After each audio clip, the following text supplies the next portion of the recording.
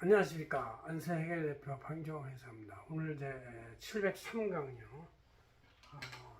특수관계인 가족 간의 금전 무상 차용의 징역수 과세 여부를 상징법 41조 4에 중심으로 하고 있습니다.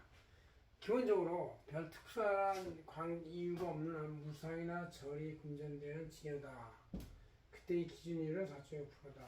징여세 과세 징여되는 기준 이자 상당액은 이렇게 계산해가지고 2천만 원까지는 봐준다.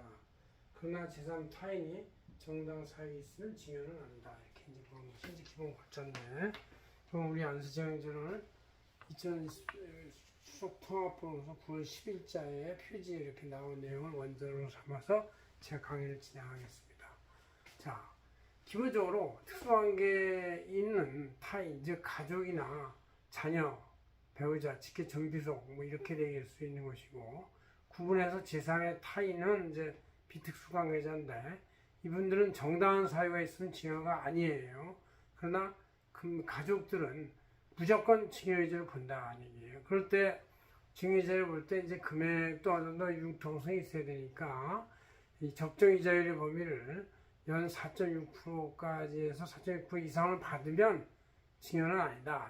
4.6% 미만이면 그때부터 이제 징여로 과세할 수 있다. 이런 얘기고. 이럴 때 계산을 해봤더니 그 징여 차액이, 이자 상당액이 거래 건당 1천만 원 이하다. 그러면 징여를 보질 않고, 거래 건당 1천만 원 이상일 때 이제 징여를 본다. 그런 얘기죠. 그러면 사례를 가지고 계산해 보겠습니다.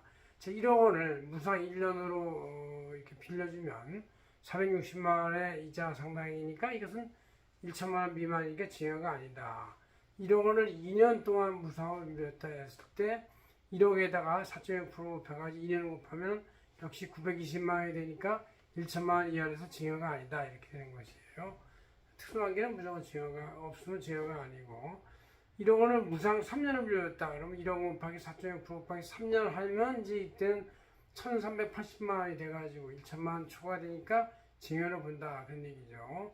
자, 2억 원을 무상 2년을 했다. 그럼 2억 원 곱하기 4.6% 곱하기 2년이면 이제 1,800만 원이 되니까 이것은 징여다. 이렇게 되고, 1억 원에 대해서 2%로 3년을 빌렸다. 그러면 2%를 빼요. 4.6%에서 2.9%를 빼가지고 곱하면 이렇게 하면 780만 원이 되는데 이것은 1,000만 원 이하니까 징여가 아니다. 그러나 2억 원을 2%로 3년을 빌렸다 그러면 2억 원 곱하기 4.6% 빼기 2%의 차액해서 3년을 곱하니까 1,380만 원이다. 이러면 이제 1천만 원 초과되니까 징여가 된다. 이렇게 돼요. 그래서 여러분들이 계산을 해봐야 돼요.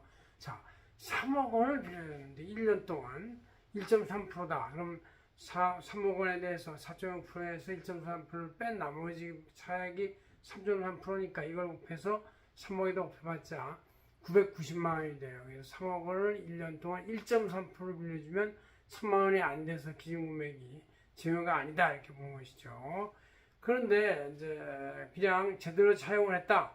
4.6% 이상, 4.6% 등 이렇게 했을 때 이 기준 이자를 내면서 원천인수 과세가 되고 이렇게 되는 걸로 하면은 징여가 아니다. 정상 거래를 했다고 보는 거니까. 그리고 특수관계자 아닌 제3자들은 어쨌든 정당한 사유가 있으면 징여가 아니다. 이렇게 이제 전체적으로 보시면 되겠습니다. 그래서 우리가 연 4.6% 이상을 받아야 되고 기준금액 1천만 원 이하 차액으로 되면은 징여가 아니다. 그러나 그 이상이면 징여, 무조건 전액이 징여고 연 4.6% 이상을 받으면 또 징여가 아니다. 이렇게 얘기할 수가 있습니다. 고맙습니다. 안세해결 대표 방정회계였습니다.